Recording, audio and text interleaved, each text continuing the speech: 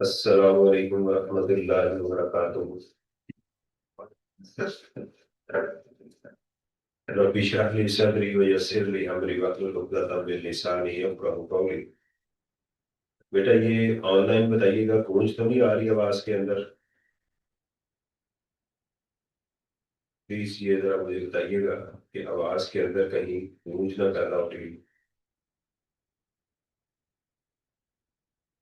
आवाज भी क्लियर है बिल्कुल? जी थैंक यू।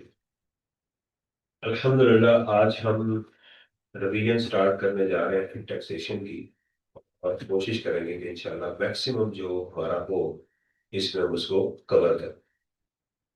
रिवीजन के अंदर बहुत सारे लोग ये सोचते हैं कि ये मैं, अब मुझे सब कुछ आता है, मैं घर बैठ के कर लूंगा, लेकिन ऐसा नहीं होता। यहाँ पर हम इसको कंक्लूड कर रहे होते हैं, और कंक्लूजन के अंदर जो है वो इंस्ट्रक्टर का जो रिसोर्स पर्सन होता है उसका अंदाज बिल्कुल डिफरेंट होता है। एक डिफरेंट स्टाइल से चीज़ों को कंक्लूड कर रहा होता है। मेरी आप लोगों से रिक्वेस्ट है कि जो मैं काम करवाऊँ उसको ज़रा देखिएगा उसको, क्योंकि हमारे पास अब हम फाइनल टच उसको चीज़ों को देने जा रहे हैं। हमारा काम मेहनत करना होता है, ये बात याद रखें। हम सिर्फ मेहनत कर सकते हैं, इसके जो रिजल्ट्स होते हैं वो अल्लाह ताला की ज़ात के पास होते हैं। किसी चीज़ का भी रिजल्ट आपके पास नहीं होता, ये बात ज़हन में रखें। वो अल्लाह ताला को पता है कि उसने आपको चीज़ किस कौन सी चीज़ किस टाइम पे देनी है। राइट, हम उसके मोहताज हैं इस काम के अंदर। अल्लाह ताला फरमाते हैं कि जो मोमिन होते हैं वला खौफुन अलैहिम वला हुम यहज़नून, उनको ना खौफ होता है ना उनको गम होता है, हुज़न नहीं होता। हुज़न क्या होता है? जो हो चुका हुआ है उसको हुज़न कहते हैं कि यार ऐसे नहीं होना चाहिए था। नहीं, ठीक है। और आने का उसको ये नहीं होता, आने की प्लानिंग करता है, फ्यूचर को सिर्फ इतना देखता है कि आइंदा मैंने क्या प्लान करना है। पास्ट को देखता है, फ्यूचर के लिए, दैट्स इट। और उसे पता होता है कि मैंने काम ठीक करना तो इंशाल्लाह अल्लाह ताला मुझे फ्यूचर में इसकी इज्जत लाजमी देगी, क्योंकि सीए एक ऐसा फील्ड है जिसके अंदर प्लस माइनस चलता है। हमने ये चीजें फेसिंग की हुई है, इसलिए हमारा काम क्या है? मेहनत करना। वो कहते हैं ना कि माली दा कम पानी लाना ते भर भर मछला लावे पावे, मालिक दा कम फल फूल लाना लावे या ना लावे। आपका काम है मेहनत करना, आपका हमारा काम है हम अपनी ऑप्टिमम लेवल के पर। हमारे नबी की सीरत भी यही, आप सल्लल्लाहु अलैहि वसल्लम ने हमेशा यही किया कि जाके अपनी पूरी तैयारी की, जंग की, सही स्ट्रेटजी बनाई, तो उसमें जो कुछ भी हुआ फिर अल्लाह की रजा पे, ठीक है यार अल्लाह तुझे जो पसंद था हम उस पे राजी हैं। देखे ना, वक़्त का नबी है, फरिश्ते उतरते हैं, अल्लाह ताला के साथ डायरेक्ट कांटेक्ट में है, और जंग उहद के अंदर कितने सहाबा किराम शहीद हो जाते हैं। अंदाजा होगा कि यार यहाँ ये काम हुआ है, उसकी वजह से ये काम। नहीं तो क्या आप सल्लल्लाहु अलैहि वसल्लम ने हिम्मत छोड़ दी? नहीं छोड़ी ना। तो हम जिनके उम्मती हैं जो, तो हमें उनके उनको फॉलो करना चाहिए। खाली बैठ के दुआएं करने से तो कुछ नहीं हो सकता। अच्छा जी, आज हम करने क्या जा रहे हैं? आज इंशाल्लाह ताला मैं चैप्टर नंबर, अब सैलरी को रिपीट करूंगा, क्योंकि पहले मेरा प्लान था ए था, अब मैं बी प्लान पे डायरेक्ट चला गया हूँ। क्योंकि एग्जामिनर जो है वो कैफ के अंदर दो क्वेश्चन बना रहा है। इनकम टैक्स के तकरीबन हर साल वो दो क्वेश्चन टच कर रहा है, एक सैलरी का और एक बिजनेस का। और बिजनेस में भी कभी वो इंडिविजुअल का लेके जाता है और कभी वो एओपी का ले जाता है। तो मैंने एक क्वेश्चन बनाया एक छोटा सा आपके लिए, आपके साथ व्हाट्सएप ग्रुप में शेयर भी कर दिया गया, गूगल ड्राइव में भी आपको दे दिया। उस क्वेश्चन के अंदर हमने पहले फर्म की कैलकुलेशन करेंगे, फर्म की टैक्सेबल इनकम, उसकी टैक्सेशन का काम करेंगे। उसके बाद फिर शेयर फ्रॉम एओपी कैलकुलेट करेंगे। फिर उसके बाद हम क्या करेंगे, इसके अंदर जाके फिर इंडिविजुअल की कैलकुलेशन करेंगे। इस क्वेश्चन के अंदर मैंने बिजनेस की एडजस्टमेंट, सेक्शन 21 की एडजस्टमेंट, बैड डेट्स की एडजस्टमेंट, प्रोविजन की एडजस्टमेंट, उसकी अपना डेप्रिसिएशन की एडजस्टमेंट्स, अमोर्टाइजेशन की एडजस्टमेंट्स उसके अंदर, ठीक है, वो डाल दी। सेक्शन 21 की अच्छी खासी एप्लीकेशन इसके अंदर आ गई। ब्रॉड फॉरवर्ड लॉसेस को मैंने यहाँ पर टेस्ट किया, फॉरेन लॉसेस को, फॉरेन सोर्स इनकम को, सेपरेट ब्लॉक ऑफ इनकम को, टैक्स क्रेडिट्स को, ज़कात को, इस तरह से वो चीजें, डिविडेंड प्रॉफिट जो हो गया, प्रॉफिट नॉर्मल में कब जाएगा, सेपरेट ब्लॉक में कब जाएगा। तो एक अच्छा एक क्वेश्चन जिसके अंदर के आपके अच्छे खासे कॉन्सेप्ट जो है वो सारे के सारे क्लियर होंगे। बड़ी तसल्ली के साथ करेंगे। आपसे रिक्वेस्ट है कि साथ साथ इसको कीजिएगा। इस क्वेश्चन को आपने, इसकी हार्ड कॉपी आप कहीं से करवा लीजिएगा, राइट, ताकि आपके पास ये हो जब आप इसको रिवाइज करें एग्जाम वाले दिन भी, तो इस क्वेश्चन को रिवाइज करेंगे तो आपके 3-4 चैप्टर इस एक क्वेश्चन से इंशाल्लाह ताला वो रिवाइज हो जाएंगे। बड़ा जबरदस्त क्वेश्चन है। मैंने ये इसको तैयार किया हुआ है। इसके अंदर मैंने चैट जीपीटी से भी मैंने हेल्प ली है, यानी उसका अच्छा इस्तेमाल किया है। उसके अंदर मैंने खुद भी अपनी इनपुट भी दी। चैट जीपीटी देखें, चैटबॉट कुछ भी नहीं है ना जब तक कि आप उसको इनपुट नहीं देंगे।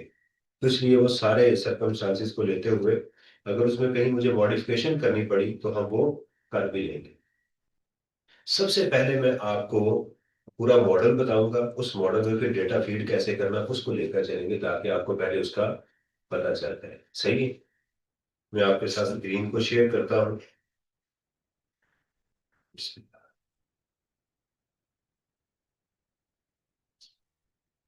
देखें ये क्वेश्चन है ब्यूटीफुल लिमिटेड का एक कॉम्प्रिहेंसिव क्वेश्चन जो आपके सामने आपको स्क्रीन पे नजर आ रहा है।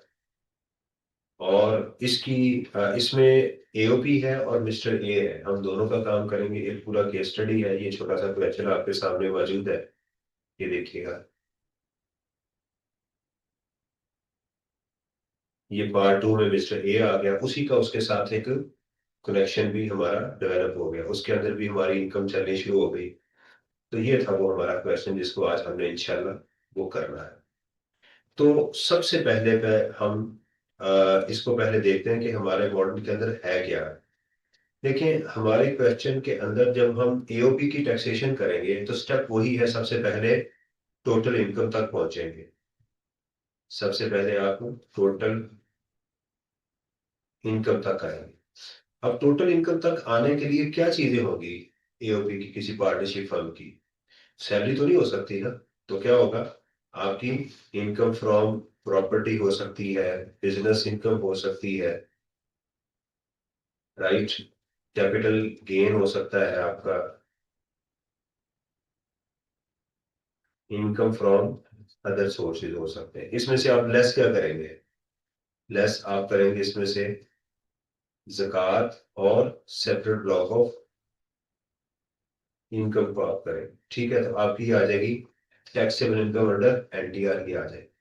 इसमें आप क्या करेंगे, इस टैक्सेबल इनकम के अंदर आप इसमें सबसे पहले टैक्सेशन करेंगे। ठीक है, ये जो इनकम होगी इसको हम डिस्ट्रीब्यूटेबल इनकम लेंगे। ये स्टूडेंट बार बार पूछते हैं सर खालिद साहब जो है वो आफ्टर टैक्स लेते हैं। दोनों अप्रोच ठीक है, लेकिन मैं फॉलो कर रहा हूँ आई कैप। खालिद साहब इसमें से टैक्सेबल इनकम में से क्या करते हैं,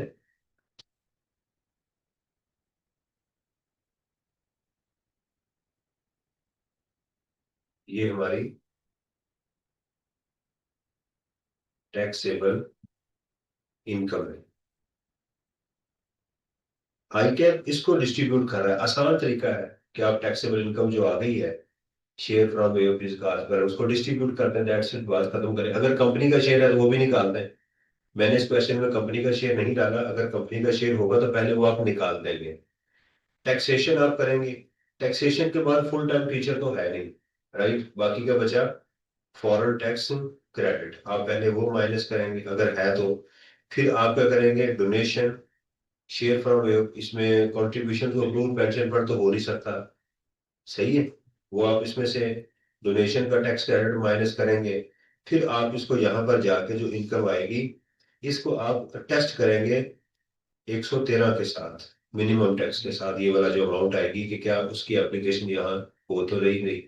फिर इसमें आप यहाँ पर जाके ऐड करेंगे tax on separate block of income, right, और यहाँ से आप लेस करेंगे विद होल्डिंग टैक्स। सही है, ये वाला काम होगा पहले।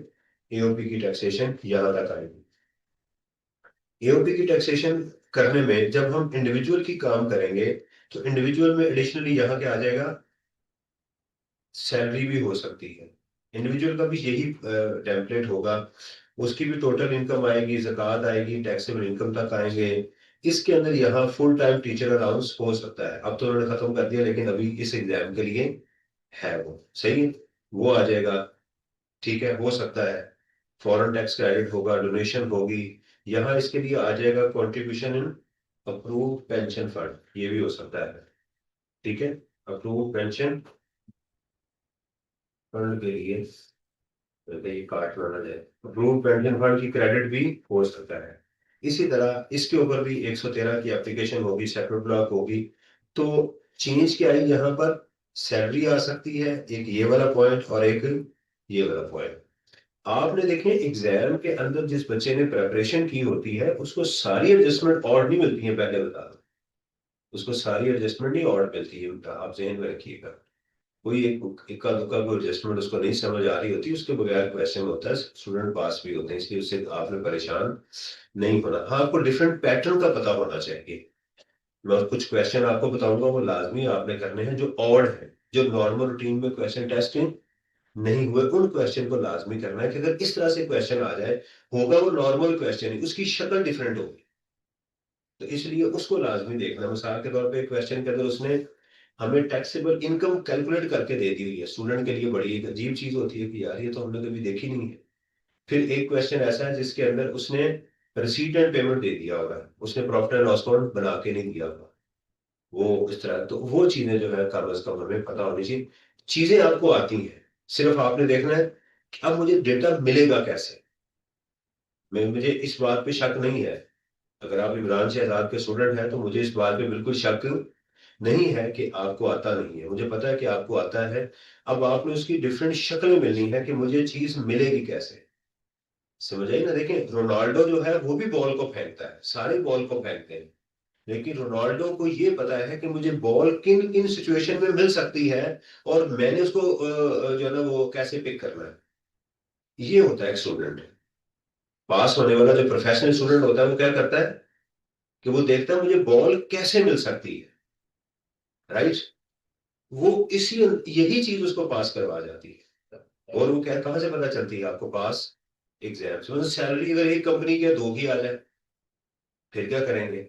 इनकम फ्रॉम प्रॉपर्टी मुझे एक की बजाय किसी बंदे ने दो बिल्डिंग अगर रेंट आउट करनी है, फिर क्या होगा। बंदा स्विच कर गया तो फिर क्या होगा। इन चीजों को देखना है ना। तो ये चीजें जो है ना हमने साथ में वो सीखनी है, क्योंकि पहले मैं मेन आपको फ्रेमवर्क क्वेश्चन करवाऊंगा, फिर उनके ऊपर हम बात करेंगे कि ये स्टाइल एग्जाम में है तो आपने इसको हैंडल कैसे करना है। इंशाल्लाह ताला उससे बाहर नहीं होगा। ठीक है जी। ले जी। अच्छा, उसके बाद ये होगा कि शेयर फ्रॉम एओपी हमारा स्टाइल क्या होता है। शेयर फ्रॉम एओपी में जब आप वर्किंग बनाते हैं शेयर फ्रॉम एओपी, तो उसके लिए आप क्या करते हैं, मेंबर्स इधर लिखते हैं, मिस्टर मिस्टर एक्स है, मिस्टर वाई है और मिस्टर, ये आप एक कॉलम बनाते हैं टोटल का। ठीक है। यहां पर आगे उसकी जो आपने ड्यूरिंग द ईयर सैलरी दी थी, उसको कोई आपने इंटरेस्ट पे किया था, उसके बिजली के बिल दिए थे, ये सारी डिस्ट्रीब्यूशन आप मुख्तलिफ मेंबर्स में ये कर देते हैं। करने के बाद आप इनको इधर लिख लेते हैं। यहाँ पर आप वो अमाउंट लिखते हैं जो डिस्ट्रीब्यूटेबल इनकम होती है, जो टैक्सेबल इनकम होती है एओबी की। और यहाँ से क्या करते हो, आप इसको डिफरेंस करते हो। मिसाल के तौर पे अगर यहाँ 200 है और यहाँ 50 आपने कर दिया, यहाँ भी 50 है और यहाँ पर आपने 20 कर दिया, कितना हो गया ये 120। तो यहाँ क्या आएगा, यहाँ से आप 80 लिख के, ये जो आपने यहाँ इसकी रेशो लिखी होगी ना पार्टनरशिप की, उसके अकॉर्डिंगली आप इस 80 को यहाँ डिस्ट्रीब्यूट कर देंगे। सही है। इसको हम बोलेंगे शेयर फ्रॉम एओपी। तो उस मेंबर के लिए जिस मेंबर की इनमें से किसी की नॉर्मल टैक्सेबल इनकम हो, क्या हो, सेपरेट ब्लॉक के अलावा कोई इनकम हो, तो उसके लिए इस शेयर फ्रॉम एओपी को कंसिडर किया जाएगा। अदरवाइज अगर उस मेंबर की इसके अलावा कोई और इंफॉर्मेशन नहीं है तो हम क्या करेंगे, उसको इग्नोर कर देंगे। क्योंकि ये वाली इनकम क्या होती है, बेसिकली एग्जाम्ड होती है। ये क्या होती है, एग्जाम। तो अगर इसकी है ही सेपरेट ब्लॉक में इनकम, फर्ज करें दो की, तो इनके लिए इसका कोई फर्दर इम्पैक्ट नहीं आएगा। वो अपनी सेपरेट ब्लॉक ऑफ इनकम के ऊपर सेपरेट टैक्स ही वो पे करेंगे। अच्छा, दूसरी बात कि सर डिस्ट्रीब्यूटेबल इनकम में सेपरेट ब्लॉक ऑफ इनकम आती है, नो, क्योंकि हमने ये देखें यहाँ से सेपरेट ब्लॉक ऑफ इनकम को निकाल दिया हुआ है, ज़कात को यहाँ से क्या कर दिया हुआ है, निकाल दिया हुआ है। उसके बाद वाली जो इनकम है वो हम डिस्ट्रीब्यूट करने जा रहे हैं। सर टैक्सेबल इनकम में से टैक्स माइनस करके नहीं, खालिद साहब टैक्स माइनस करते हैं, खालिद पेटी वाला वो टैक्स माइनस करते हैं। एक सुप्रीम कोर्ट की एक जजमेंट है जिसको वो फॉलो करते हैं, राइट। दूसरी जजमेंट भी मौजूद है कि आप इसको डिस्ट्रीब्यूट कर दें। मैं वही जो आई कैप की किताब है और आई कैप के जो सॉल्यूशंस है मैं उसी को फॉलो कर रहा हूँ। खालिद साहब भी ठीक कर रहे हैं, खालिद साहब भी, उनका भी ठीक है, लेकिन ये डिफरेंस ऑफ ओपिनियन है जो मैंने आपको पढ़ाया था, reference to the high court. ये वाली चीजें होती हैं जो हाई कोर्ट में प्रेजेंट की जाती हैं कि जनाब इसको यहाँ इसको लें या उसको लें। क्योंकि अगर आप इसको लेंगे तो टैक्स पेयर को नुकसान है, इसमें से टैक्स माइनस करके लेके जाएंगे तो कम इनकम जाएगी, फायदा होगा। तो खालिद साहब टैक्स पेयर के प्रैक्टिकल अप्रोच को लेके जा रहे हैं, खालिद साहब प्रैक्टिकल अप्रोच को लेके जा रहे हैं कि प्रैक्टिकली ऐसे करें आप, इसके उसको के, ये वो चीज थी जो हमने वो करनी है। अच्छा जी, अब इसी पैराए में हम इसको देखेंगे इंशाल्लाह। और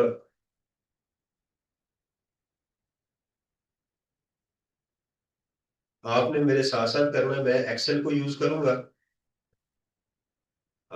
उसकी वजह क्या है एक्सेल को यूज करने की?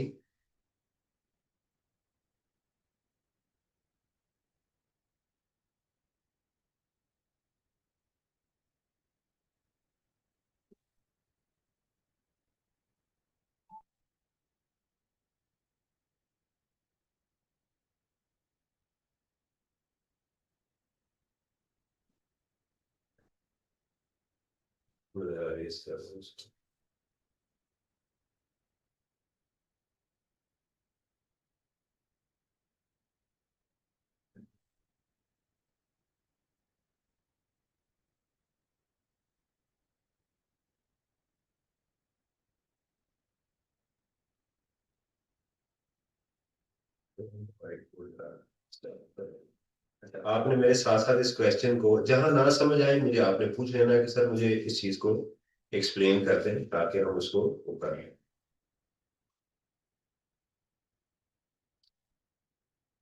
समरीज माशाल्लाह आपको हर चैप्टर की तकरीबन मिल चुकी हुई है, टेम्पलेट्स मैंने आपके हर चीज के दे दिए हुए हैं।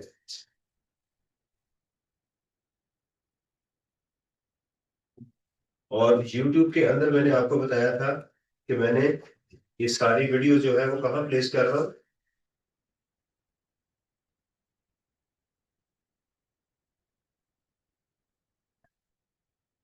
एक मैंने प्ले लिस्ट दी है, उस प्ले लिस्ट के अंदर आपने वो जाना है।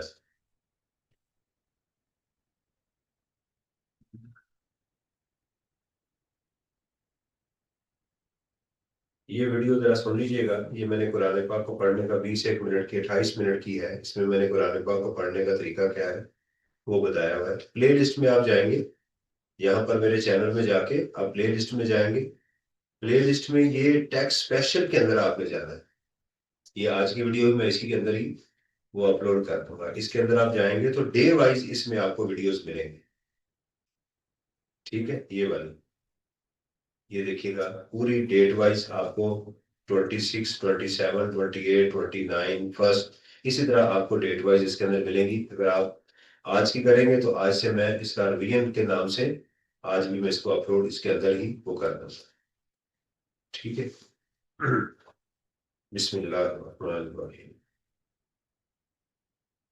अच्छा जी, ये हमारा एक क्वेश्चन है जिसके अंदर वो टिपिकल हमारी रिक्वायरमेंट है कि आपने taxable income, tax total income, taxable income, tax liability और टैक्स पेएबल और रिफंडेबल वो कंप्यूट करता है।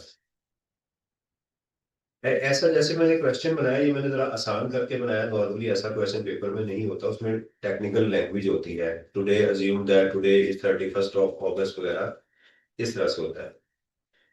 हमारे पास एक एओपी है, beautiful AOP is a partnership firm engaged in the business of manufacturing garments. It has three partners mister A B and C. The partnership account for the year ending 30 June are provided below. ये हमारे accounts हैं जो उसने बनाए हुए हैं, ठीक है, यानी 30 जून 2026 को क्लोज हो रहा है।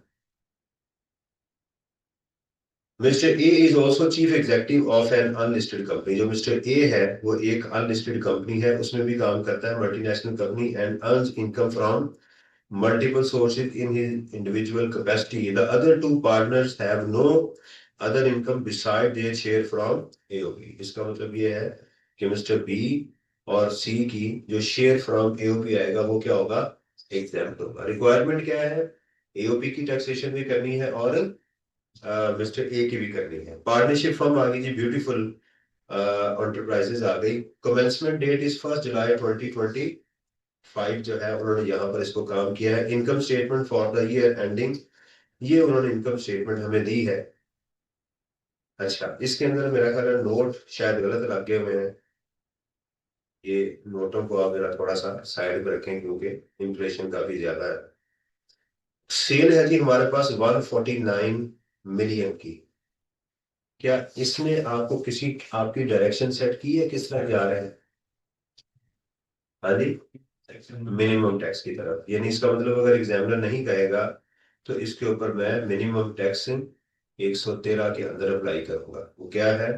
Eight the rate of 1.25% of the turnover. अगर एग्जामिनर कहेगा कि मिनिमम टैक्स को इग्नोर करें तो फिर मैं इग्नोर करूंगा। अदरवाइज अगर हमारी सेल जो है वो 100 मिलियन से इंक्रीज कर जाए तो वहां पर मिनिमम टैक्स की एप्लीकेशन होती है। कहाँ होती है? सेपरेट ब्लॉक से पहले। जो आपकी टैक्स लायबिलिटी आएगी सेपरेट ब्लॉक से पहले, वहां आप इसकी एप्लीकेशन वो करेंगे। अगर मैं बॉटम से चलूं टैक्स पेएबल, तो टैक्स पेएबल के ऊपर क्या होता है? Withholding tax. उससे ऊपर क्या होता है? Separate block of income. तो उससे ऊपर ये पड़ी हुई अमाउंट होगी। कॉस्ट ऑफ सेल है जी हमारे पास। कॉस्ट ऑफ सेल में नॉर्मली क्या होता है? ओपनिंग क्लोजिंग स्टॉक की एडजस्टमेंट आ सकती है, उसका हमें पता है। ग्रॉस प्रॉफिट आपके पास आ गया। एडमिन एंड सेलिंग एक्सपेंसेस आपके पास आ गए। फाइनेंशियल चार्जेस आ गए। अदर चार्जेस आ गए। अदर इनकम आ गई हमारे पास। प्रॉफिट बिफोर टैक्स आ गई।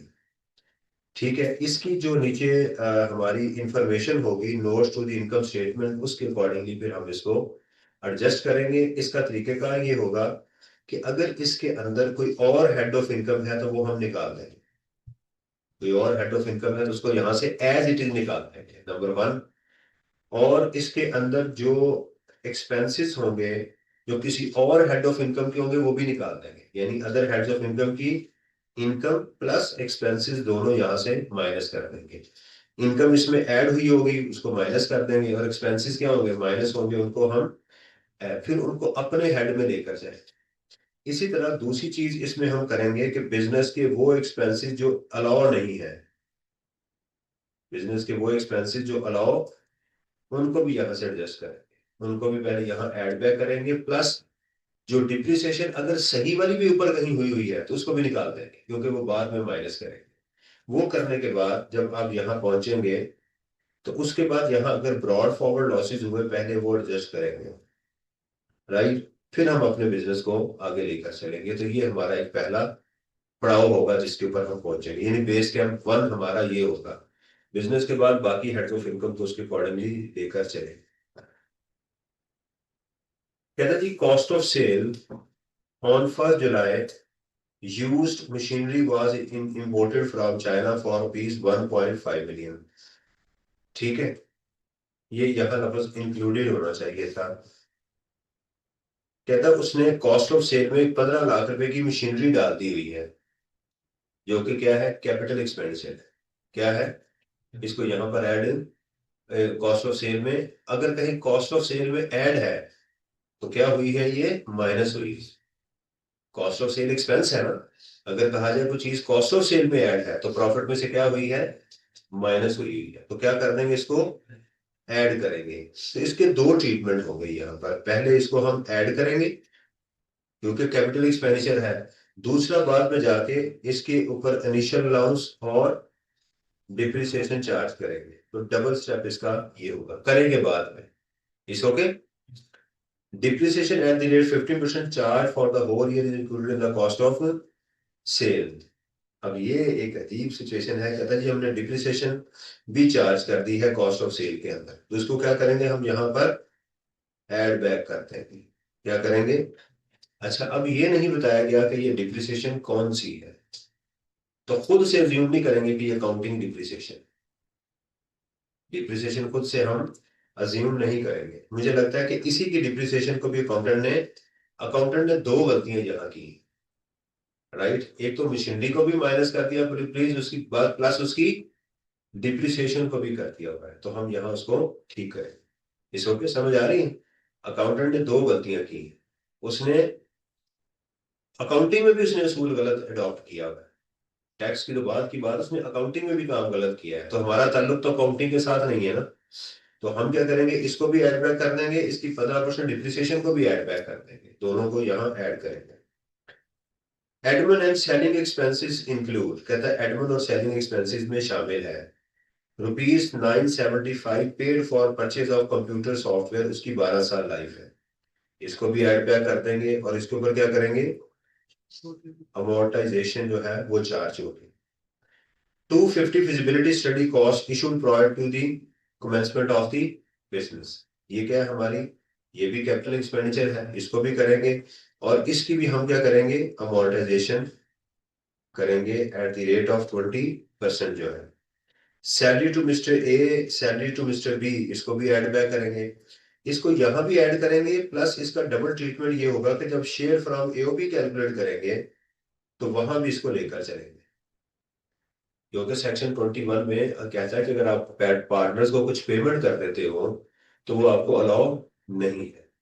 एक दूसरा, शेयर फ्रॉम एओपी को आपने जो उनको शेयर देना था उसका कुछ हिस्सा साल के दौरान ही डिस्ट्रीब्यूट कर चुके हुए, इसको भी लेकर चलेंगे। सही नजर नहीं आ रहा, ये इनकी मैं बात कर रहा हूँ, 21 पॉइंट की और 21 पॉइंट की, ठीक है। इन दोनों को क्या करेंगे, जब एओपी की टैक्सेशन करेंगे ये वहां पर भी आएगा और आगे जाके एओपी के अंदर भी आएगा, और फिर जब मेंबर की कैलकुलेशन करेंगे इसका ट्रीटमेंट वहां भी आएगा। Electricity bill paid on behalf of mister A ₹600,000, इसका भी वही ट्रीटमेंट होगा। अच्छा जी, electricity bill of mister B, इसका भी वही ट्रीटमेंट होगा। तो चार आइटम्स को जी उसको भी ऐड बैक करेंगे, मैंने बताया ये कैपिटल एक्सपेंडिचर है, प्री कमेंसमेंट एक्सपेंडिचर है, नहीं प्री कमेंसमेंट एक्सपेंडिचर सेक्शन 25 में चले जाते हैं ना। Pre commence any expenditure incurred before the start of the business, फिर उसके बाद लॉ ने कहा कि तीन और चीजें इसमें ऐड करते हैं। कॉस्ट ऑफ फिजिबिलिटी, वो बेचा बिजनेस से पहले है या बिजनेस के बाद, वो वाली, और उसके बाद ट्रायल प्रोडक्शन, और तीसरी चीज क्या थी, प्रोटोटाइप्स, कॉस्ट ऑफ प्रोटो। तो तीन चीजें और भी लॉ ने करनी है कि आपके कैपिटल एक्सपेंडिचर है, इसका रेट 20% है, वो भी आप करेंगे। Financial charges include 80,000 for a vehicle obtain on lease from a leasing company, ठीक है, उसके 80,000 रुपये हमने उसका वो चार्ज यहाँ पर वो कर दिया हुआ है, ठीक है। ये किस चीज का है अभी हमें इसका पता नहीं है। कहता है cost of vehicle was this and depreciation is this included in the admin expense, उसने पूरी गाड़ी भी डाल दी है एडमिन एक्सपेंसेस में, क्या की है, माइनस हुई है ना, इसको भी ऐड कर देंगे, इसको भी वो कर देंगे। अब ये जो 80,000 है ये क्या चीज है, ठीक है, इसका क्या है, अब हम देखेंगे कि ये एक्चुअल लीज रेंटल, ये मुझे नहीं पता इसका जो है ना, मैं इसको जरा, इसको भी हम फिलहाल मुझे नहीं पता रहा कि ये क्या चीज है, उसको भी मैं ऐड कर देता हूँ। तो actual lease rental paid ₹300,000 not included in the financial charge. तो जी एक मिनट, ये हमारा माइनस होना चाहिए, ठीक है। अब जाहिर बात है कि इसकी कुछ चीज नहीं है, एग्जाम में तो ऐसे नहीं होगा, मेरे से क्वेश्चन बनाते हुए ये गलती हो गई है कि ये 80,000 क्या है, आप इसमें लिख दें 80,000 is the interest, is the interest for a vehicle obtained on finance lease. ऐसे करें कि उसने तीन चीजें उसने लीज की डाल दी हैं, उसका इंटरेस्ट डाल दिया है, उसकी कॉस्ट को डाल दिया और उसकी डिप्रिसिएशन भी उसने चार्ज अकाउंटेंट ने कर दी है। तो हमें ये वाला एक्सपेंस अलाउ था, ये वाले एक्सपेंस अलाउ नहीं थे, तो इन तीनों को ऐड करेंगे और इसको क्या करेंगे, माइनस कर देंगे। जी पूछें। Other charges include vehicle running and maintenance, 20% personal use के लिए है, तो 20% इसमें क्या कर देंगे, add. Vehicle running and maintenance allow है, आप जो गाड़ी कारोबार में चल रही है उसका पेट्रोल सब कुछ वो अलाउ है, वो बेशक आपका मुलाजिम यूज कर रहा हो या आप यूज कर रहे हो, ठीक है, वो भी आपको अलाउ है।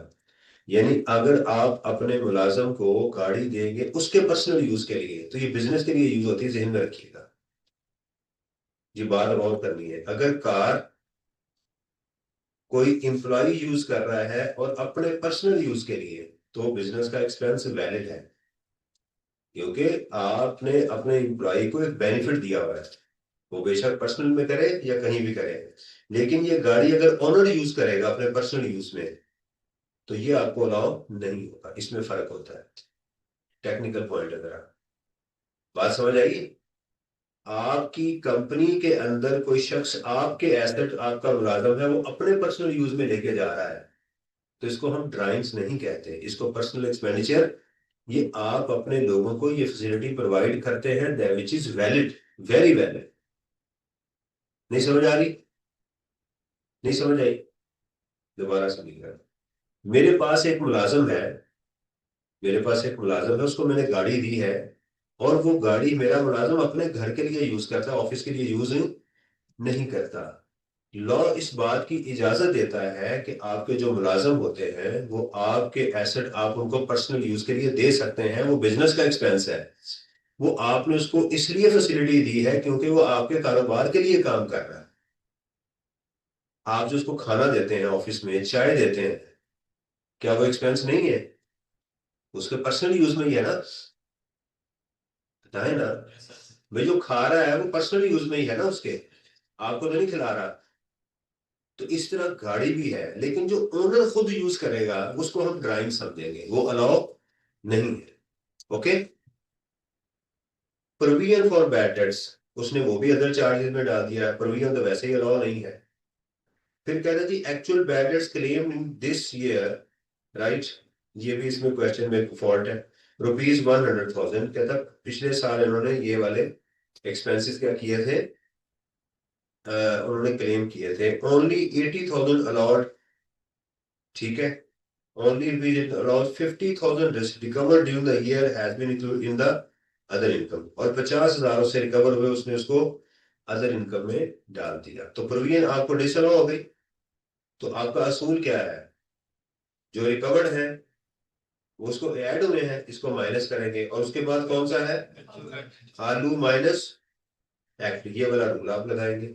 अलाउड कितने थे और एक्चुअल कितने, जो डिफरेंस आ रहा है, प्लस है तो प्लस कर दें, माइनस है तो माइनस कर दें। तो वो सेक्शन देखें, सेक्शन 29 भी इधर आ गया। यहाँ देखें सेक्शन 28 की टेस्टिंग हो गई, तो उसको कैसे लेकर चलना है। Additional information, brought forward losses and allowances. आपके ना जो पेपर था उसने ना दो दिए थे बैड स्टेट्स, यानी कि 2% से ज्यादा ज्यादा दिए थे, रिकवरी से इतना हुआ है कि 2% का डेटा दिया हुआ है। तो हम क्या करेंगे, दोनों को ज्यादा ज्यादा ट्रीट करेंगे। हाँ, अलग ही करें, और उससे ना कंफ्यूजन क्रिएट नहीं होती। और सर वाली पेटी वाला ने जी ट्रीटमेंट किया हुआ है, यानी कि पहले वो ऐड करती है, फिर वो लेस करती है, फिर जो नेट करती है वो नेट वही जवाब आता है जो मेरा आता है। ठीक है, आप देखें, मैं आपको चीज को, मेरा मकसद है चीज को आसान करना। ये मैंने पहले दिन भी क्लेम किया था कि मैं चीजों को आसान करूंगा। देखें, एक ऑथर है, उस ऑथर ने अपने मुताबिक किताब लिखी है, जब वो समझाएंगे तो वो अपने मुताबिक समझाएंगे ना। मैंने देखना है स्टूडेंट को कि ये 3 घंटे के अंदर प्रेशर में बैठा हुआ है, इंसान प्रेशर में क्या गलती कर सकता है, आपने उसको उससे बचाना है। ये घर बैठ के काम करेंगे तो आप ऐड को अलग कर सकते हैं, माइनस को अलग कर सकते हैं। एग्जाम के अंदर ये इतना टाइम नहीं होता कि आप पहले ऐड वाली चीजें अलग करें, फिर माइनस वाली अलग करें, फिर वो लिखे मूसा पढ़े खुदा, ना आपको समझ आनी है ना एग्जाम्पल को समझ आनी क्या हुआ। सर आई कैप का सॉल्यूशन भी डिफरेंट था, यानी कि हम आराम से मैथ्स की तरह एक एडजस्टमेंट आपने करवाई थी आई, पता नहीं वो कौन सा सवाल था उसमें, उसमें ना मैथ्स नहीं कर रहा था हमारा। फिर वो आई क्या में गलती होगी इंशाल्लाह, आप बेफिक्र है। ठीक है। Brought forward losses and allowances, business loss carried forward from the tax year 23, 2019 and 8 from this. 2013 उसमें 8 लाख और 6 लाख रुपए ब्रॉड फॉरवर्ड होके आ रहे हैं। ठीक है, ये कैरिड की बजाय यहाँ ब्रॉड फॉरवर्ड होना चाहिए। अनएब्जॉर्ब डिप्रिसिएशन ये है टैक्स 2019 की, और अनएब्जॉर्ब अमोर्टाइजेशन जो है वो 2023 की ये है, राइट। इसकी डिप्रिसिएशन और बाकी जो क्वेश्चन की डिप्रिसिएशन होती है वो सबसे बाद में की जाती है। तो इस क्वेश्चन में हमारे पास ब्रॉड फॉरवर्ड लॉसेस भी आ गए, राइट, डिप्रिसिएशन भी आ गई, अमोर्टाइजेशन भी, वो भी हमारे पास आ गई। अगर हम 2026 की बात करें, मिसाल दे रहा हूं, अगर 26 की बात करें तो 6 साल तक आप अपने बिजनेस लॉसेस को एडजस्ट कर सकते हैं। इसको निकाल दें तो बाकी का बचा आपके पास 25, 24, 23, 22 और 21 ये आप कर सकते हैं, राइट। 1 2 3 4 5 और 6, 20 ये कर सकते हैं। इसका मतलब ये है कि ये वाला हमें अलाउ था, ये हम अड़े करेंगे, इसको हम नहीं करेंगे, ये हमें इसको छोड़ देंगे। अनएब्जॉर्ब डिप्रिसिएशन दोनों करेंगे क्योंकि इसकी लाइफ नहीं होती, इसकी लाइफ नहीं होती। फॉरेन सोर्स इनकम है जी, वो कहता है जी हमने अदर इनकम में डाल दी है। पहली बात यह है कि ऊपर जो फॉरेन सोर्स इनकम अगर तो बिजनेस की हुई तो हम रहने देंगे। दोबारा सुनिएगा, अगर कोई बिजनेस की इनकम बिजनेस में ही कहीं पड़ी हुई है तो आप उसको छेड़ने की कोई जरूरत है। आप ये चाहें कि उसको वहां से निकाल के अलग शो कर दें तो फिर भी ठीक है, इसमें कोई मसला नहीं है, तो बिजनेस का अगर बिजनेस की फॉरेन सोर्स इनकम नहीं किसी और हेड में है तो फिर लाजमी वहां से निकालना। Export commission from UK 1.5 million, whereas foreign tax paid in UK was this। क्या था उसमें 1.5 लाख रुपया वो अदर इनकम में पड़ा हुआ है, ठीक पड़ा हुआ है मेरे ख्याल से ये। मैं सेपरेट ब्लॉक को भी इग्नोर कर रहा हूँ, इंडेंटिंग कमीशन जो है मैं उसको फिलहाल इग्नोर कर रहा हूँ। एक्सपोर्ट कमीशन की बजाय मैं इसको बिजनेस कर लेता हूँ। क्या कहा मैंने कि जो इसमें पड़ा हुआ है वो ठीक पड़ा हुआ है, रहने भी देंगे तो कोई मसला। अदर इनकम देखिए, other income income from other source नहीं है, ये क्या चीज है देखिएगा। ये जो ये वाली इनकम है ना अदर इनकम, इसमें पड़ा हुआ है, ये बिजनेस का ही हिस्सा है। आप कहेंगे सर अदर इनकम बिजनेस में कैसे आती है? अकाउंटेंट जब अपनी चीजें बेचता है ना तो रेवेन्यू में नहीं डालता। आपका आईएफआरएस उसको मना करता है कि आपका रेवेन्यू नहीं है, अपने ऑफिस की चीजें वगैरह नहीं बेचते, तो अकाउंटेंट कहाँ डालता है? अदर इनकम में डालता है, वो रेवेन्यू का हिस्सा नहीं बनाता। तो टैक्स में और अकाउंटिंग में ये सेम ट्रीटमेंट होता है, उसमें कोई ऐसा मसला नहीं है।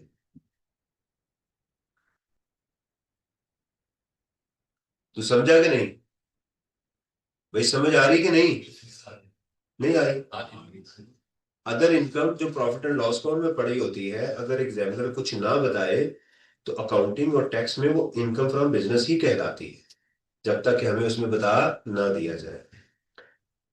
Disposal of share, packages limited share acquired on 1 May for 5 million and sold on 15th of Feb 2026 for 7 million, net gain included in.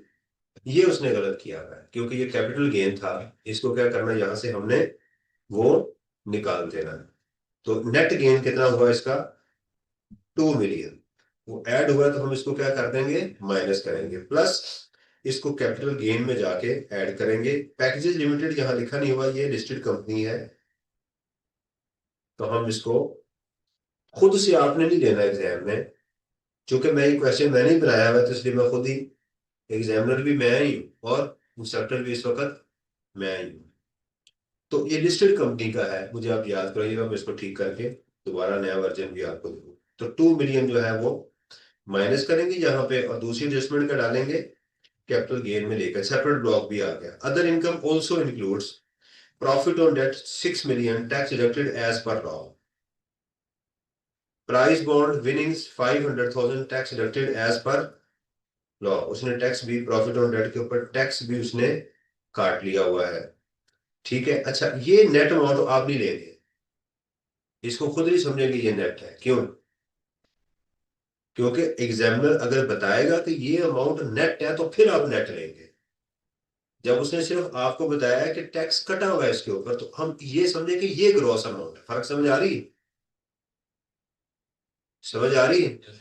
ये बात क्या है ना कि इस पे टैक्स कटा हुआ है, खुद से वो नेट नहीं हम उसको लेंगे। अगर एग्जामिनर क्लियर कट कहेगा कि ये नेट ऑफ टैक्स है तो फिर ग्रॉस अप करें।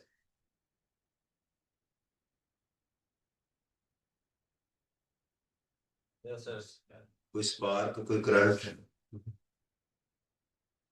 नहीं? ठीक है, यस सर। ये समझ आई, मैं इसको ग्रॉस अप क्यों नहीं करूंगा। आगे टेस्ट क्या होगी जब वो कह रहा है टेस्ट कटा हुआ है तो टेक्स्ट में जा रही क्या? हाँ जाहिर बात है कि मुझे टैक्स कटा हुआ है, वो एडवांस टैक्स में बता रहा है कि एडवांस टैक्स में लेना है इसको जाके।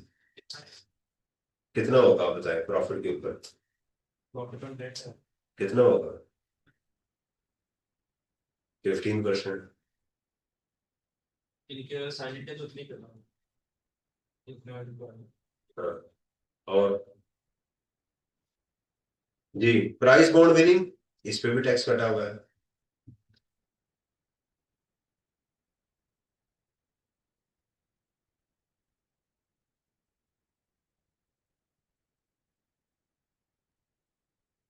ठीक है जी। Donation and donation to approve non government organisation, approve institutions, यहाँ आपको टैक्स क्रेडिट मिलेगा। ज़कात पेड थ्रू बैंक, इसके ऊपर ये डिडक्टिबल अलाउंस है। Withholding tax during the year, contract payment from the customer 8 lakh है। बैंक प्रॉफिट ऑन डेट, ये उसने बता दिया, ये टैक्स जो है इसके ऊपर कटा हुआ है। अब उसने बता दिया है ये जो ऊपर अमाउंट है, इसका मतलब ये है कि जो उसने बताया प्रॉफिट ऑन डेट ये, तो फिर उसने एज पर लॉ नहीं काटा होगा, क्योंकि नीचे अमाउंट जो बता दी है उसने। ठीक है। अच्छा जी, ये हो गया कंप्लीट हमारा। अब जरा सोचिएगा इस क्वेश्चन के अंदर कि सबसे पहले आपको क्या नजर आया इस क्वेश्चन में? सबसे पहले बिजनेस इनकम है, रेंटल इनकम नहीं नजर आई। रेंटल इनकम इसमें, capital gain, income from other sources, ज़कात, सेपरेट ब्लॉक ऑफ इनकम है, शेयर फ्रॉम एओपी नहीं है। एओपी की कहीं और शेयर फ्रॉम एओपी आ रही है? एक एओपी किसी और एओपी की मेंबर भी हो सकती है। एक एओपी किसी और एओपी की मेंबर भी हो सकती है, उसका वही तरीका है जो इंडिविजुअल का होता है। ये बात ध्यान में रखिएगा। इस ओके। तो पहले हम एओपी की कैलकुलेशन मुकम्मल करेंगे, नंबर 1। नंबर 2 पे क्या करेंगे जी? शेयर फ्रॉम एओपी कैलकुलेट करेंगे, और नंबर 3 इंडिविजुअल के। ये हमारे 3 स्टेप्स होंगे। अब आपने मेरे साथ साथ इसको करना है, जो मैं कैलकुलेशन करूंगा वो भी आपने साथ साथ करनी है।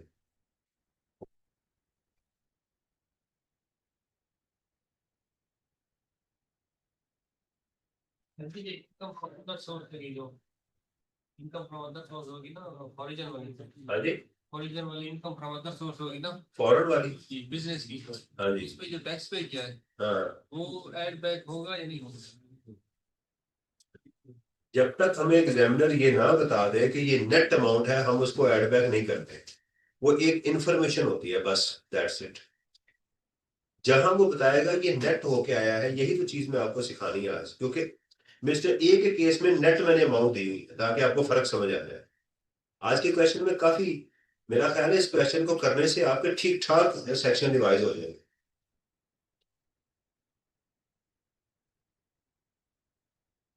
अच्छा जी, अब बोले जी सबसे पहले मैं क्या लिखूं? Beautiful,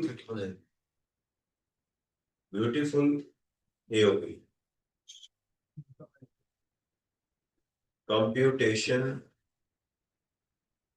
taxable income and tax payable. अच्छा, मेरा मुंह नहीं देखना, आपकी बड़ी मेहरबानी। आपने ये लाजमी मेरे साथ करना है, पूरा टाइम दूंगा आपको। टैक्स ईयर 2026 जो भी दिया हुआ है, सबसे पहले क्या आएगी आपकी? Business income. मैं इसको राउंड ऑफ नहीं करूंगा, क्योंकि मैंने कहा है कि मेरे लिए ये मुश्किल होता है कि ऊपर फिगर 1000 में होती है।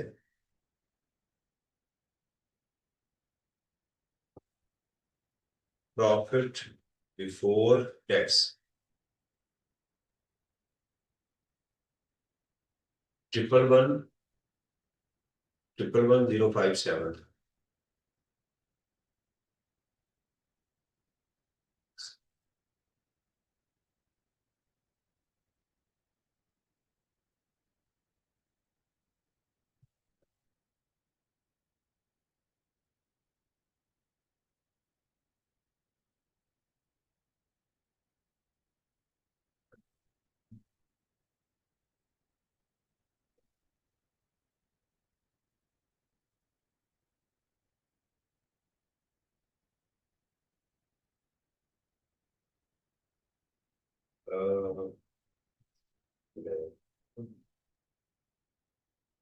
लिख लिया जी।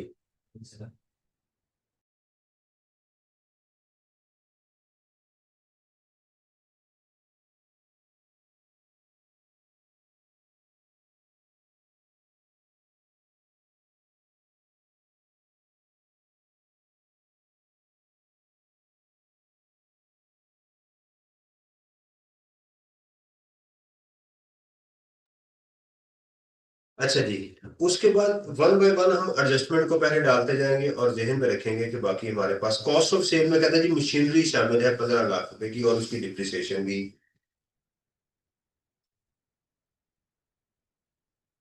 एट कॉस्ट ऑफ मशीनरी, बस ये चीजें आपने एहतियात करनी है कि ऐड क्या होनी है और माइनस क्या होनी है। ऐड और machinery, that is 15% of 1.5 million.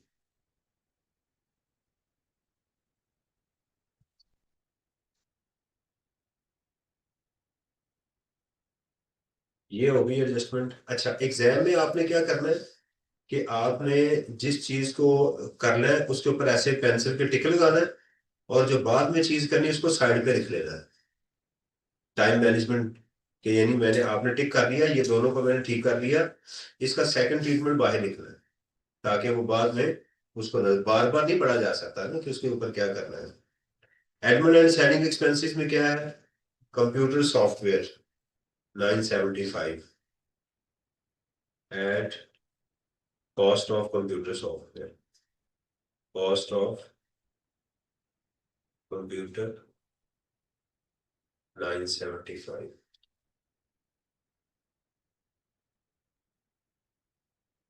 Feasibility study, cost of feasibility study at cost of feasibility study.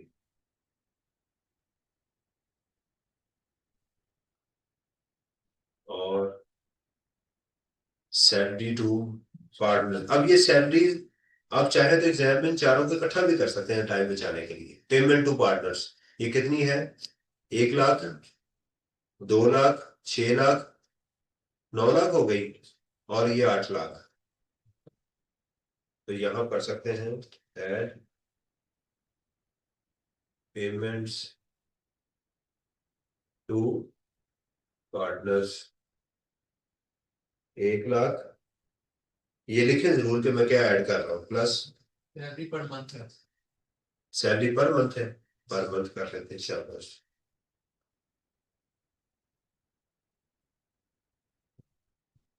तो ये हो गई इंटू 12 और इंटू 12।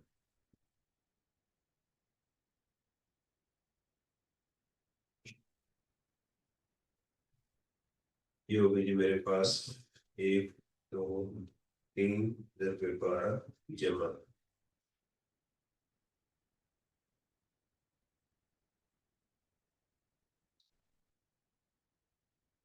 ये आ गया, ठीक है जी। 50 लाख रुपए की पेमेंट उनको साल के दौरान ही उनको कर दी गई है। आप चाहे तो अलग अलग कर सकते हैं, मैंने जरा टाइम सेव करने के लिए एग्जाम में किया जा सकता है। ऑब्वियसली जब मैं शेयर फ्रॉम एओपी कैलकुलेट करूंगा तो फिर अमाउंट मुझे हर के खाते में अलग अलग डालनी पड़ेगी। ठीक है, इसका भी डबल दूसरा इम्पैक्ट अभी आएगा। फाइनेंशियल चार्जेस, ठीक है इसमें कर देंगे फाइनेंशियल चार्जेस फॉर लीज 80,000। ये मैंने क्यों किया है कि फाइनेंशियल जो फाइनेंस लीज होती है उसकी सिर्फ रेंटल अलाउ होती है। वैसे आप लोन लें जिस मकसद के लिए मर्जी लें वो अलाउ होता है आपको। Cost of the vehicle and depreciation,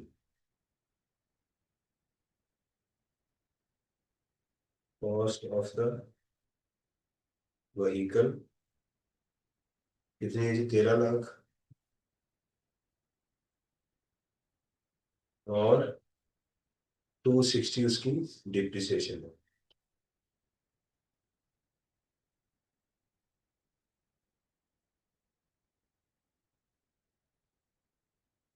अच्छा, यहां से आप लेस कर दें उसकी लीज रेंटल। कितनी है लीज रेंटल्स?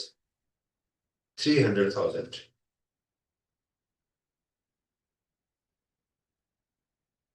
इसका कोई डबल ट्रीटमेंट नहीं होगा क्योंकि इस पे ये अमोर्टाइजेशन तो नहीं है ना ये। सही है ना, ये कोई अमोर्टाइजेशन नहीं है। लीज की जो गाड़ी होती है वो उसको वही माइनस कर दे, इसका कोई हमारा डबल ट्रीटमेंट नहीं होगा। तो हमारा ये भी हो गया, ये भी हो गया और ये भी हो गया। आगे है जी other charges, vehicle running and maintenance 20% इसमें पर्सनल है, 295,450।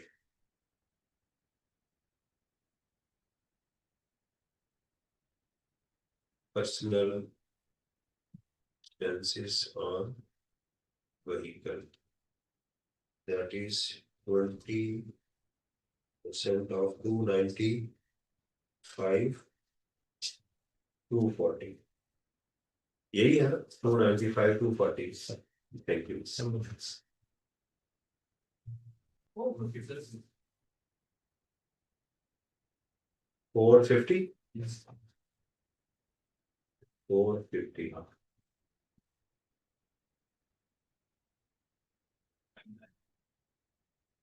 ये भी ऐड हो गया। तो इसको भी मैंने कर लिया। प्रोविजन आ गई जी, provision for bad debts 25,000 add, provision for bad debts 25,000। और इससे रिकवरी कितनी हुई थी? 50,000 की। वो लेस करते हैं, लेस रिकवरी ऑफ ये 5,905 इसका 20%। ये कितना है? 5,909। 295,450 है। यस। 295,450। 5,909। 295,450। तो यही है। Yes sir. हाँ? Yes sir. ये वेरी गुड, ध्यान से करें काम।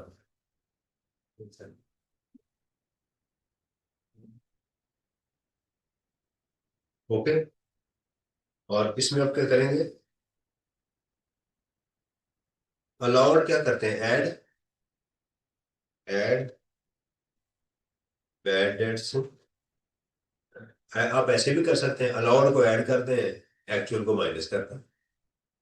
ठीक है, या डायरेक्ट करना चाहे डायरेक्ट करते हैं। अलाउड कितने थे इसमें? कितना? Actual bad dates in the year was एक ओनली 80,000 अलाउड, हमें 80,000 अलाउ कर दिए गए थे, ऐसे ही है ना? तो बैड डेट्स अलाउड जो थे वो 80,000 और लेस कर दें एक्चुअल।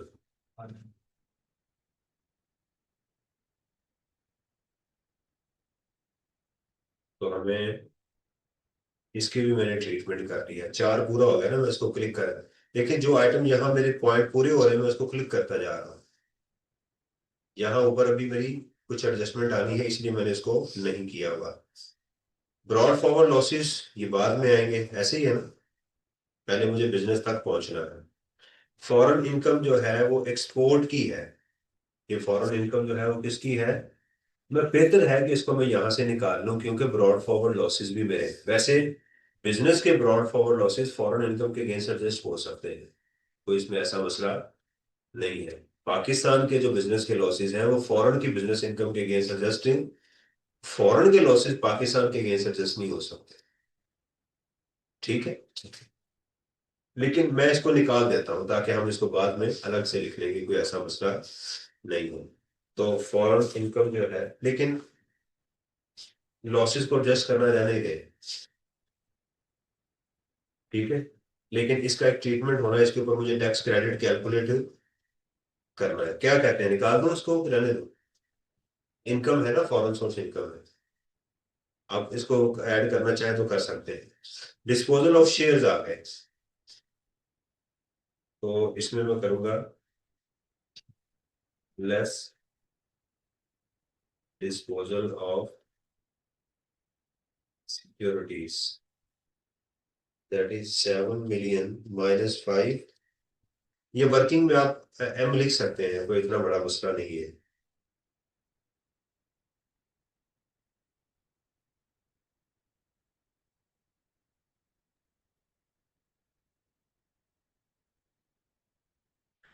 इसका एक ट्रीटमेंट हो गया, ये वाला रहता है अभी।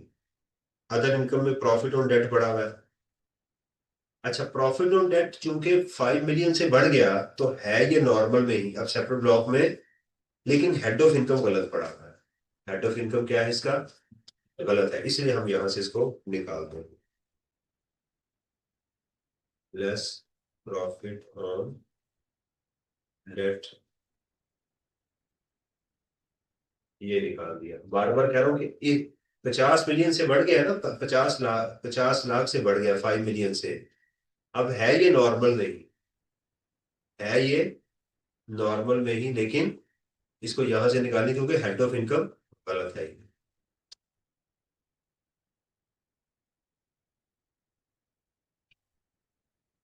प्राइस बॉन्ड, वो भी ये सेपरेट ब्लॉक की आइटम है। लेस प्राइस बॉन्ड विनिंग्स, कितनी अमाउंट है, 5 लाख। कोई और चीज, विद होल्डिंग टैक्स, ज़कात, डोनेशन, ये तो बाद की चीजें हैं।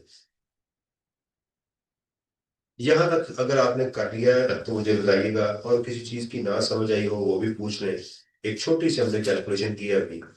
जी। इसके अंदर जो व्हीकल थी वो जो वहाँ मजदूर का नहीं, वो लीज अच्छी व्हीकल है।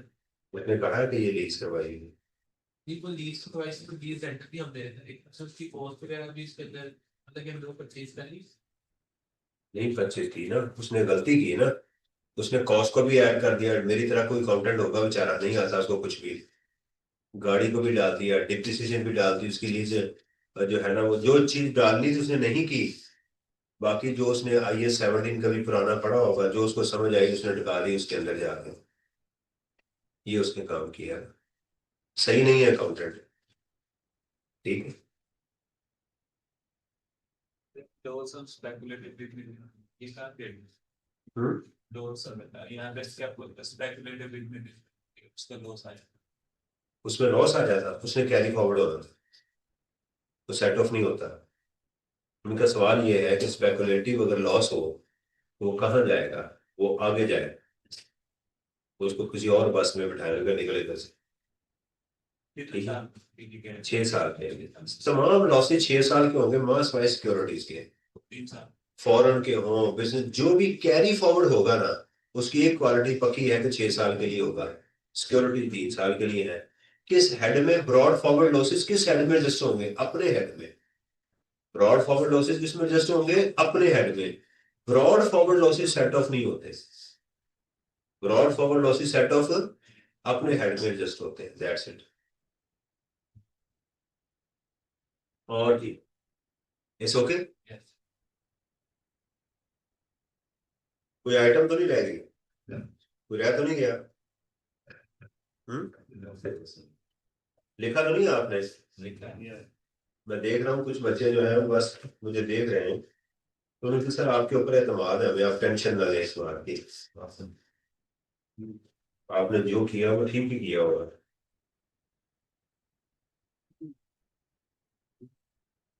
अब इसमें पहला, अब क्या होगा, अब देखें ब्रॉड फॉरवर्ड लॉसेस हैं, उनको एडजस्ट करें, तब तक करेंगे less brought forward losses.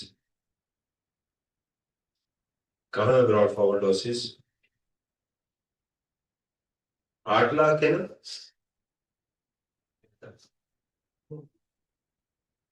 Broad ये 8 लाख ये था, ऐसे ही है। और ये अनएब्जॉर्ब, लेकिन इनको तो हम इस अपने इसके साथ एडजस्ट कर देंगे ना। दूसरा इसके ऊपर रूल ये है कि अगर इनकम 10 मिलियन से बढ़ जाए तो ब्रॉड फॉरवर्ड जो डिप्रिसिएशन होती है वो उसको 50% से ज्यादा एडजस्ट नहीं कर सकती, क्योंकि हमारी इनकम तो 111 मिलियन है। तो हमारी अब जो अनएब्जॉर्ब डिप्रिसिएशन है वो तो बेचारी उसके खाते में कुछ भी नहीं है, तो सारी की सारी एब्जॉर्ब हो जाएगी। ये रूल एक और रूल है, क्या कहता है वो, कि अगर आपकी इनकम 10 मिलियन से बढ़ जाए, जो कि है इस केस में 111 मिलियन है, तो जो अनएब्जॉर्ब डिप्रिसिएशन होती है वो इस इनकम को 50% तक कम कर सकती है। कितना कर सकती है?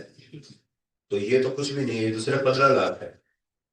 तो हमारी इनकम का अगर आप 50% है 111 मिलियन का, तो 55 मिलियन के करीब बन रहा है। तो इसलिए ये सारी की सारी उसमें एब्जॉर्ब हो जाएगी। वो रूल यहाँ पर रिस्ट्रिक्शन वाला अप्लाई नहीं होगा। सही है।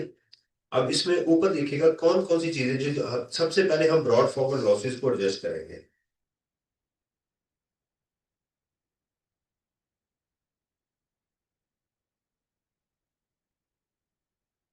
तो इसको हम बोलेंगे business income before depreciation and amortisation. क्या बोलेंगे? Business income before depreciation and amortisation. अब इसमें से आप क्या करते हैं, लेस एंड अमोर्टाइजेशन।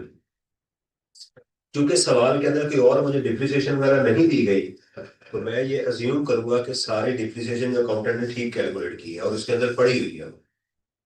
तो सबसे पहली चीज क्या आएगी मेरी, वो प्लांट जो था कितने का था, वो 15 लाख का था। तो हम कहेंगे less initial allowance on plant, वो था 15 लाख रुपए का था, 1.5 मिलियन इंटू 25%। हाँ जी, इम्पोर्ट किया था ना जी। बैड डेट्स वो वो ऐड हुए थे ना, तो लेस ही लिखा हुआ है। यहाँ देखिए लेस नहीं लिखा हुआ, ये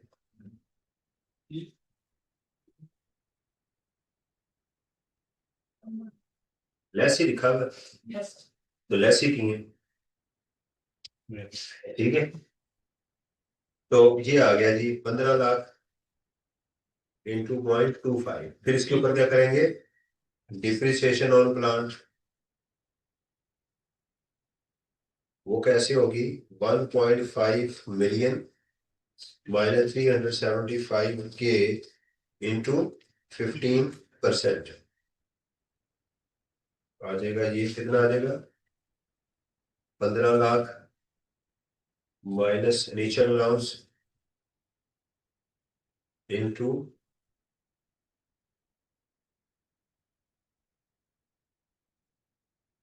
ये। अब फिर कहेंगे सर माइनस करना था, ये ले। ठीक है, और क्या चीज थी, फिजिबिलिटी थी, कॉस्ट ऑफ फिजिबिलिटी जो मुझे याद पड़ता 250 थी इंटू 20%।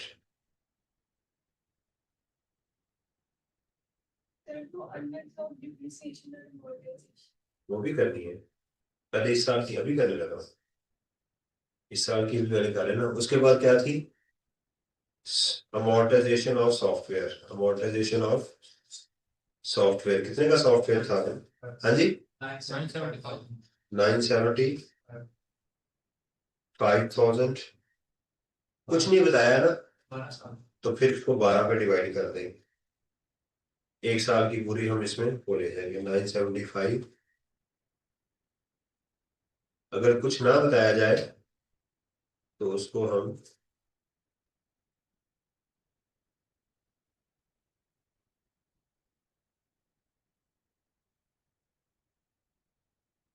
सही है।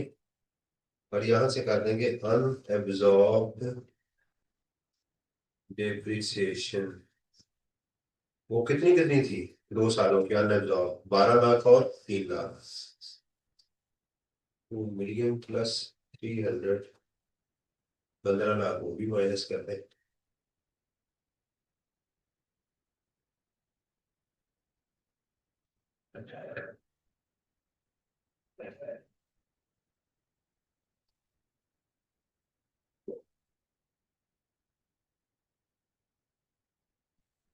ले लीजिए, मेरी आ गई बिजनेस इनकम।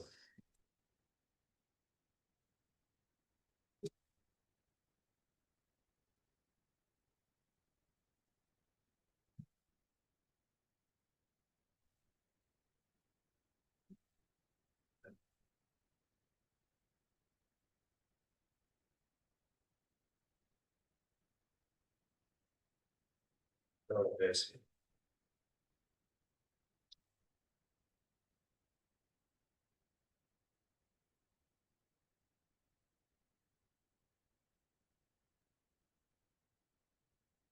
ये आ गई जी मेरी टैक्सेबल बिजनेस इनकम। ये असल इनकम आ गई, taxable business income. Yes. Section 21 आ गया, 22 आ गया, 23 आ गया, 24 आ गया, 25 आ गया, 20 आ गया इसके अंदर, है ना।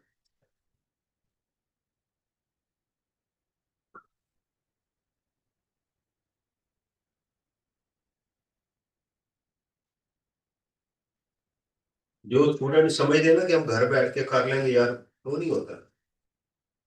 ये टिक के बैठ के ये चीज हो जाती। बिजनेस इनकम तक आ रहा है। आप सोचें, income from property, capital gain है, शाबाश, आप देखते हैं कैपिटल गेन्स, सेल प्राइस कितनी थी? 7 मिलियन की।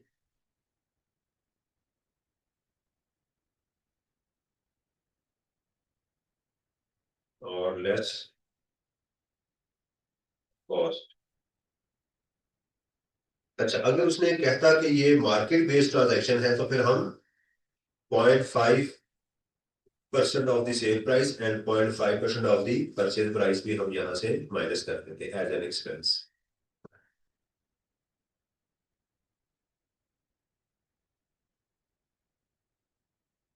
ये मेरा आ गया जी दूसरा head of income, separate block का। इसको अब क्या करना, मेरे बाद में जाके माइनस भी करना है। कोई और है कैपिटल गेन के आइटम? कोई प्लॉट, कोई ज्वेलरी वगैरह? नहीं। Income from other sources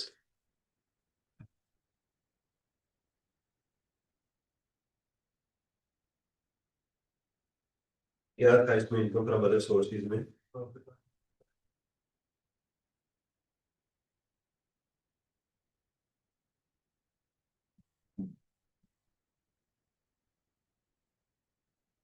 profit on date था, प्राइस बॉन्ड था, लॉटरी थी, था ना। वो हमारे पास पहले आ गया जी प्रॉफिट ऑन डेट,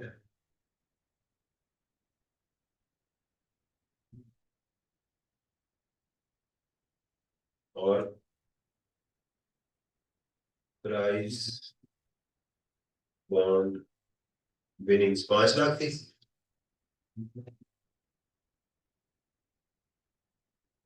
इसके अलावा कोई और इनकम फ्रॉम अदर सोर्स में? ये मेरा दूसरा हेड भी है। एक दफा नजर मार लें यहाँ पे। अब जरा मैं दोबारा आता हूँ। फर्नीचर अलाउंस ले लिया, ये हो गया। अमोर्टाइजेशन इसकी, सॉफ्टवेयर की हो गई, फिजिबिलिटी की हो गई, सैलरीज, ये इसको अब मैं टिक नहीं कर रहा क्योंकि इसका आगे एप्लीकेशन। देख रहे हैं ना मैं कैसे टिक कर रहा हूँ? जो जो चीजें कंक्लूड होती जा रही है मैं टिक करता जा रहा हूँ। इलेक्ट्रिसिटी बिल का भी करना है, फाइनेंशियल चार्जेस हो गया, अदर चार्जेस हो गया, ब्रॉड फॉरवर्ड लॉसेस टिक कर दिया, हो गए। फॉरेन इनकम, इसके ऊपर टैक्स क्रेडिट अभी होना है। कैपिटल गेन ये मैंने कर लिया। अदर इनकम के अंदर ये भी हो गया और ये भी हो गया, ये सेपरेट डोनेशन और ज़कात आ गई। इसका ताल्लुक टैक्स के साथ है, इसका ताल्लुक टोटल इनकम के साथ है। अब यहां से क्या करेंगे, लेस ज़कात। कितनी ज़कात पे की है जी उन्होंने? 2 लाख रुपए।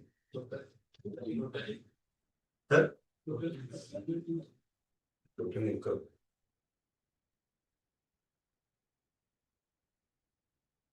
टोटल इनकम में business plus capital gain plus income from other source.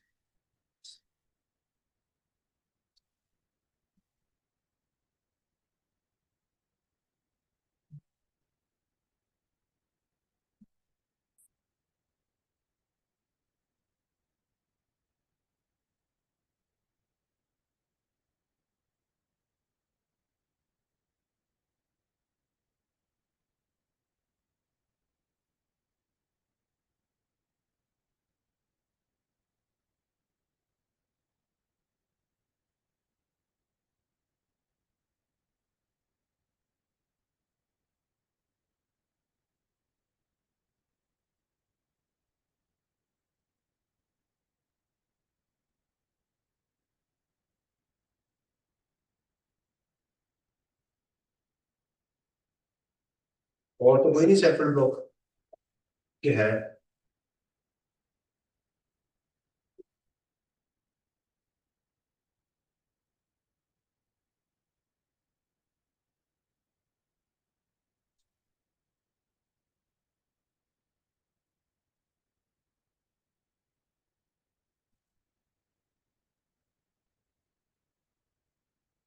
Taxable income तक आ गए। प्राइस फंड भी ऐड किया है, फिर प्रकार से लेस, फिर इसका टैक्स ऐड करेंगे। जिसका अभी चलते हैं, मैंने इनको क्रॉस अप नहीं किया क्योंकि एग्जामिनर ये नहीं बता रहा कि ये नेट है, इसलिए मैंने इसको क्रॉस अप, उसने एक इंफॉर्मेशन दी है कि इस पे टैक्स कट गया हुआ है, बस वो हम टैक्स में जाके लेंगे। प्रॉफिट डेट और प्राइस बोलता है, इसमें तो टैक्स भी लगता है। वो टैक्स में जाएंगे ना। इसे वो हमारा ग्रोस मतलब पॉइंट क्या आपने यूजर मैंने ग्रॉस ही लिए। तो अब का सवाल ये बनता है सर इसको क्यों नहीं आपने सेपरेट ब्लॉक में माइनस किया, ये सवाल बनता है, वो क्यों नहीं माइनस किया? 5 मिलियन से ज्यादा है। जब मैं इनकम लूंगा तो ग्रॉस नहीं करूंगा क्योंकि उसने ये नहीं कहा कि ये नेट है। जब आपको कहा जाए कि इस पे टैक्स कटा हुआ है तो वो एक इंफॉर्मेशन होती है। बहुत सारे सवालों में एंड पे बताता है कि सैलरी का इतना टैक्स कटा हुआ है, तो आप उसको सैलरी में जाके ऐड तो नहीं करते, वो एक इंफॉर्मेशन होती है। जब बड़ा डिलीजेंटली एग्जामिनर कहते हैं कि ये नेट ऑफ टैक्स है, फिर हम उसको ऐड कर देते हैं टैक्स। इनकम टैक्स जो होता है एक्सपेंस में ऐड नहीं होता और इनकम में से माइनस नहीं होता। कैसी जबरदस्त बात की है। इनकम टैक्स है, एक्सपेंस में कभी ऐड नहीं होता और इनकम से कभी माइनस नहीं होता।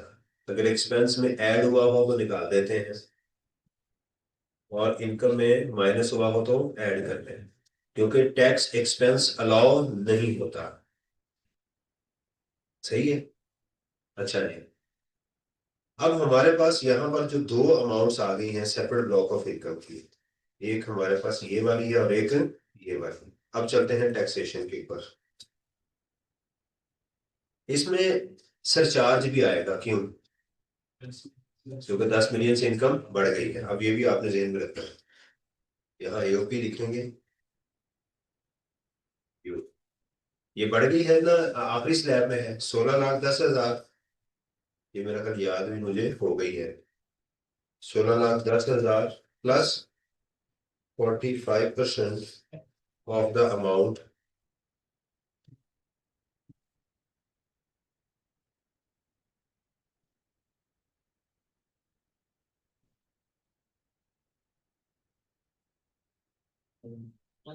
कॉमा करने लगा दिएगा 686,090 माइनस 5.6 मिलियन। ये वो एओपी के स्लैब रेट्स है। जब 16,10,000 plus 0.45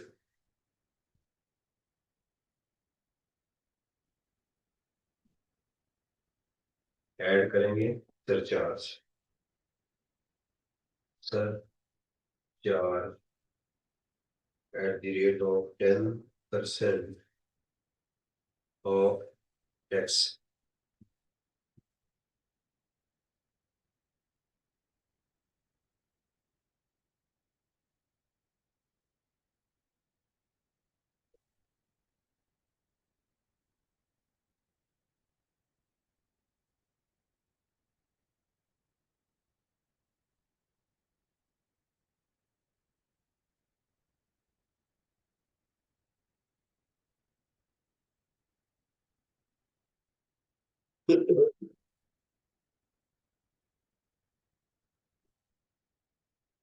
ji, it's okay. Foreign tax credit है। अब देखिए, सोच रहा हूँ ना, फुल टाइम टीचर तो नहीं हो सकता ना। यहाँ तक अगर कर लिया फिर मैं आगे चलता हूँ, ओके सर, यस सर, कर लिया, फिर आगे चलते हैं।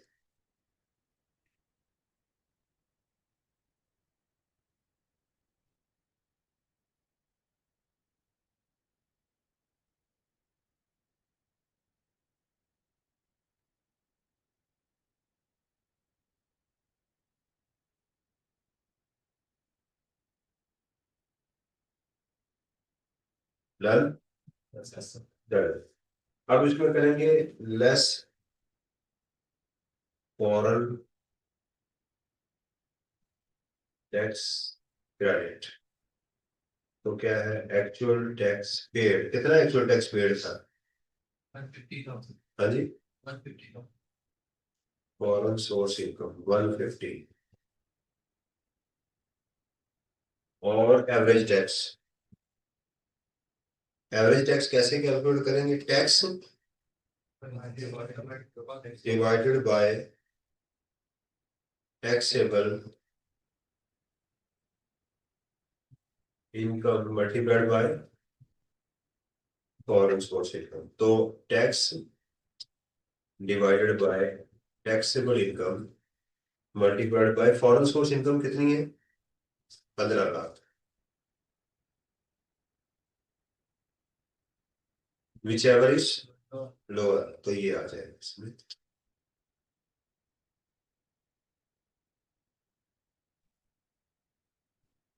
जी, डोनेशन है कोई? है, डोनेशन भी कर लेते हैं। Less tax credit on donation.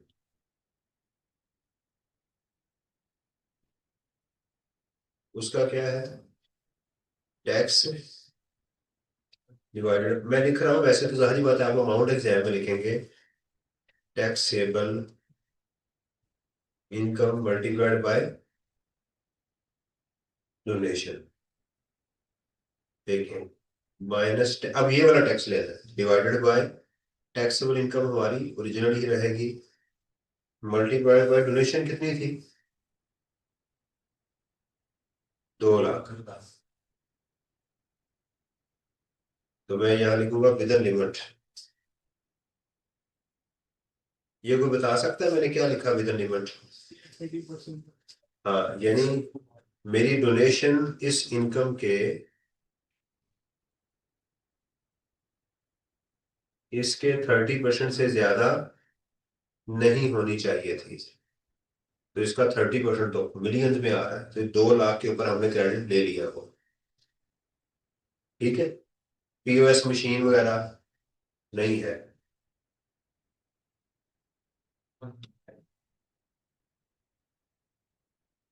सही आ रही है अमाउंट। अब यहां पर हम लगाएंगे वो वाला मिनिमम टैक्स, और मिनिमम टैक्स अंडर सेक्शन 113। वो क्या चीज है? 1.25% ऑफ, कितनी सेव है इसकी? क्वेश्चन में देखिएगा, 1,43,000, 1.43 मिलियन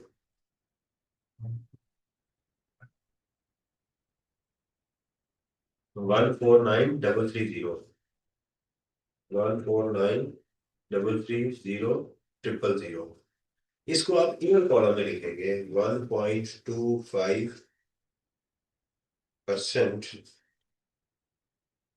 इंटू 149330 कितना है 1.8 मिलियन। तो लिहाजा ये एप्लीकेबल नहीं है क्योंकि हमारा टैक्स इससे ज्यादा ही है। हमने सेल का 1.25% लिया तो हमने देखा कि हमारा टैक्स इससे कम तो नहीं है, हमने कहा नहीं हम तो उससे ज्यादा है, तो हमने कहा यहाँ पर 113 एप्लीकेबल नहीं होगा। अगर मेरा टैक्स एक्चुअल टैक्स 18,66,000 से कम होता तो फिर मेरी ये वाली टैक्स लायबिलिटी थी, कम से कम इतना टैक्स पहले गवर्नमेंट को जमा करवाना था। समझ आई कि नहीं? आप बोल नहीं रहे। समझ आई? मिनिमम टैक्स ये कहता है कि आपका जो टैक्स है वो आपकी सेल के 1.25% से कम नहीं होना चाहिए। राइट, हमने कहा हमारा टैक्स उससे ज्यादा ही होने का, गो हेड। ये एक टेस्ट था, उससे हम आगे चले। अगर यहाँ पर अमाउंट आपकी फॉर एग्जाम्पल के 1 मिलियन होती तो फिर आप यहाँ पर ये वाला टैक्स लिखते। आप कहते कि मेरा, और जो डिफरेंस था उसको कैरी फॉरवर्ड कर देते। कितने सालों के लिए कैरी फॉरवर्ड होगा? 3 सालों के लिए, 2 सालों के लिए? 3 सालों के लिए मेरा ख्याल है वो कैरी फॉरवर्ड हो जाता, लेकिन यहाँ पर एप्लीकेबल ही।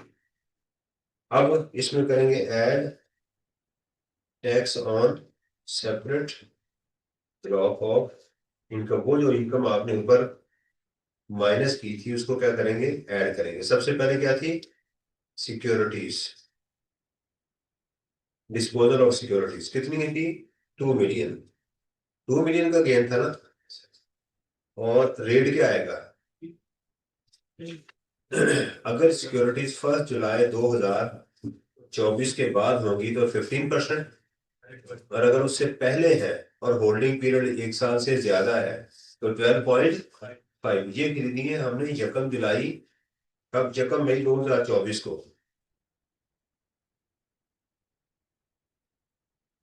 किधर है ये? हमने खरीदी कब है? 1 मई 2024।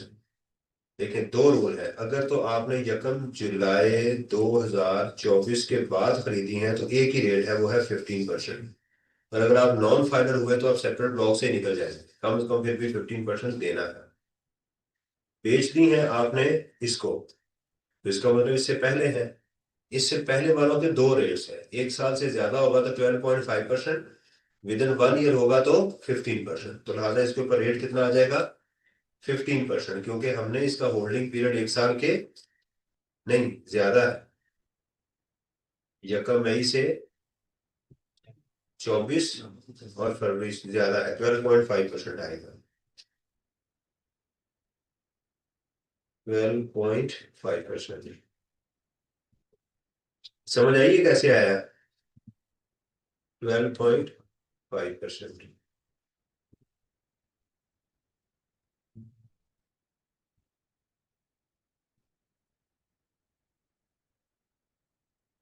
और उसके बाद क्या था? Price bond winning, price bond winnings. उसका कितना रेट है? 15%।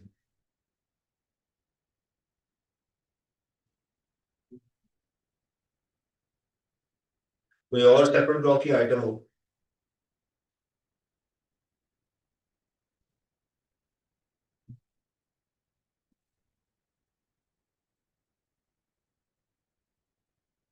अब इसमें आखिरी आपका स्टेप आएगा लेस विद होल्डिंग टैक्स। अब वो तमाम पाकिस्तान के जितने भी आपके टैक्सेस हैं वो आप यहां से क्या करेंगे, लेस कर देंगे। कौन कौन से टैक्सेस हैं? एक तो, दो तो आपको एग्जाम में गिवन थे, ये वाले हैं, कॉन्ट्रैक्ट का और प्रॉफिट ऑन डेट का, 8 और 6 लाख। अरे 75,000। हाँ जी।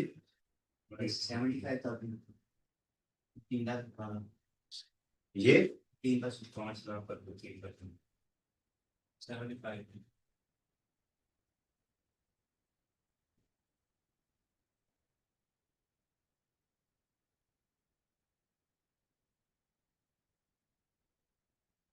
अब सही है। Yes. कॉन्ट्रैक्ट के ऊपर कितना हमारा टैक्स कटा हुआ है? 8 लाख। और प्रॉफिट ऑन डेट के ऊपर 6 लाख।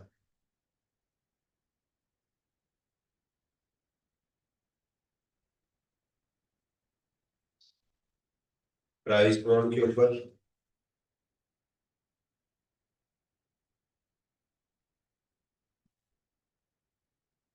कोई और आइटम भी थी ऊपर टैक्स का उसने बताया हो? फॉरेन टैक्स तो नहीं लेना ना? फॉरेन टैक्स तो कभी भी एडवांस टैक्स नहीं होता। इसके अलावा कोई और एडजस्टमेंट हो? डोनेशन की कितने दोबारा बता दें? किसकी? Donation. मैं बता रहा हूँ।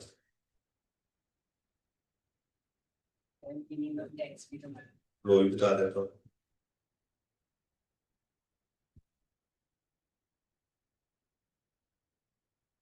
ये था जी हमारा tax payable with return.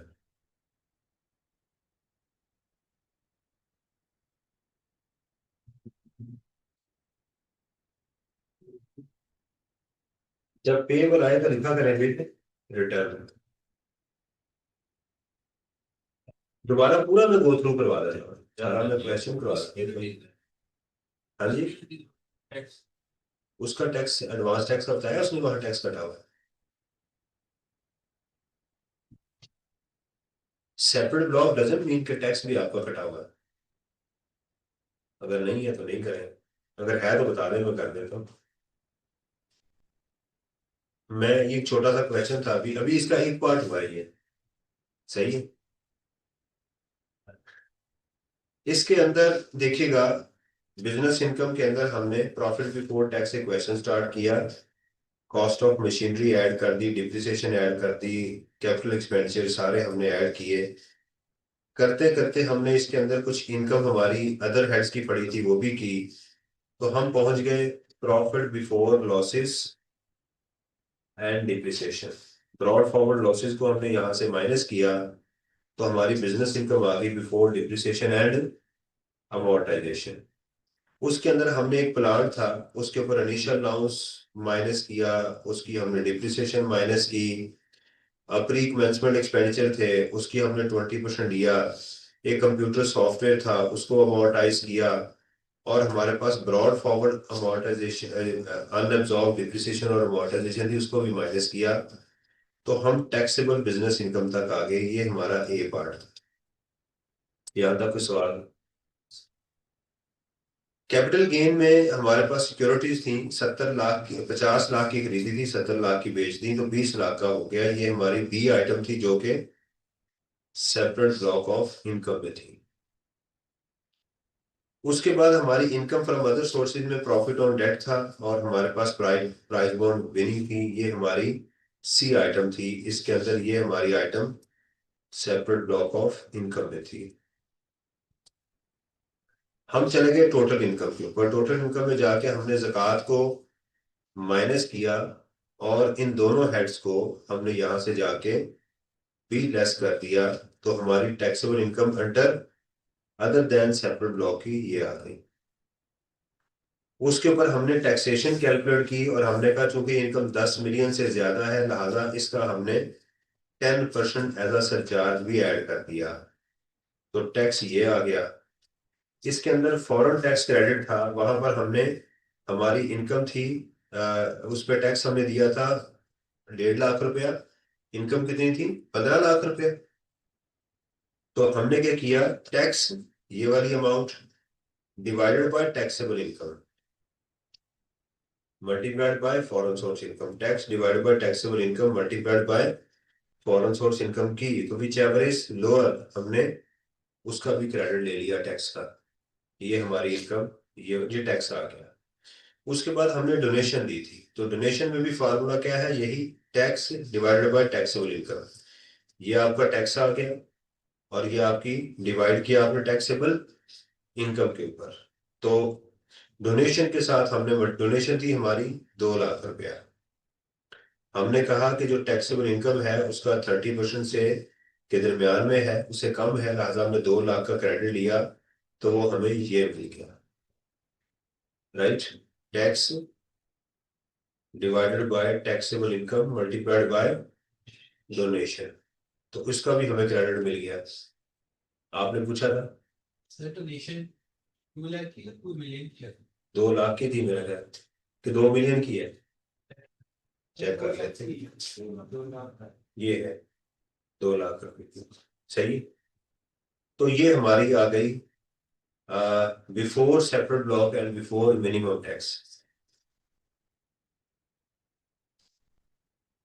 Lower of ही देखा है मैंने, यानी अगर इसका 30% लें टैक्सेबल इनकम का, तो वो तकरीबन बनती है 111 मिलियन बन रही है।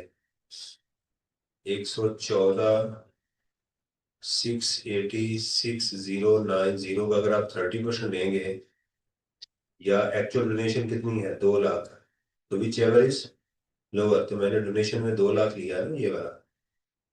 ठीक है, तो इसलिए मैं नीचे लिख दिया विद इन लिमिट, कि मैं जो डोनेशन इस फॉर्मूले में लिख रहा हूँ वो टैक्सेबल इनकम के 30% के अंदर ही है।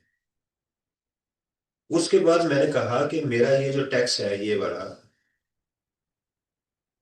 ये मेरा जो टर्नओवर है उसके 1.25% से कम नहीं होना चाहिए।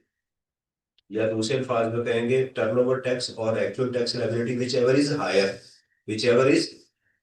तो मेरा बन रहा है उसका टर्नओवर का 1.25%, वो बन रहा है 18,66,000।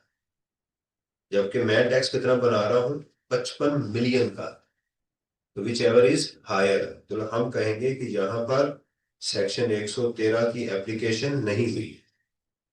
सर अगर उसने भी एडजस्टमेंट दी है सेल्स के लिए, तो वो सेल में करेंगे। फिर एडजस्टेड अमाउंट 1.25%। जी, आपको मैंने करवाया भी हुआ है। तो उसमें सेल्स टैक्स निकाल देंगे उसमें से। ठीक है, कोई उसमें कैपिटल गेन है वो भी निकाल देंगे उसमें से, अगर सेल में कुछ और चीजें हैं वो भी निकाल देंगे सारी। एडजस्टेड वैल्यू लेंगे, कस्टम ड्यूटी आपने वो सेल्स टैक्स डाला हुआ है वो निकालते हैं, इनकम टैक्स निकालते हैं, ये सारी चीजें निकालने के बाद है। तो ये नहीं एप्लीकेबल हुआ। फिर उसमें हमने कर दिया add separate block of income, securities का 12.5% और प्राइस बॉन्ड का 15%। तो एक्चुअल टैक्स लायबिलिटी हमारी ये आ गई, एक्चुअल टैक्स लायबिलिटी ये आ गई। इसमें से हमने तमाम एडवांस टैक्स को माइनस किया तो ये टैक्स पेएबल आ गया। ये था फर्म की कैलकुलेशन। ये क्या थी? फर्म की कैलकुलेशन। मिनिमम टैक्स ये कहता है कि आपका जो टर्नओवर है, सेल की डेफिनेशन हमने 113 में पढ़ी है, ये वाली जो अमाउंट है इसका 1.25% लें, आपकी टैक्स लायबिलिटी इसके 1.25% से कम नहीं होनी चाहिए। एक्चुअल टैक्स लायबिलिटी और 1.25% of the turnover, whichever is higher होना चाहिए। फिर आप आगे सेपरेट ब्लॉक की तरफ जाएंगे। तो हमने जब कैलकुलेशन की तो हमने कहा इन दोनों में से हायर अमाउंट कौन सी है, ये वाली। तो इसी को हमने क्वांटिटी रखा, यानी सवाल के अंदर आपका मिनिमम टैक्स जो है वो कम होना चाहिए, वो है। तो आप आगे डैश कर देंगे, ठीक जा रहे हैं। अगर ये अमाउंट ज्यादा होती तो फिर मैं इसको कैलकुलेशन में लेके आता, आगे मेरी सारी कैलकुलेशन इस पे बेस करती। ये बात है। इस ओके। ये ये हमारा इसका था।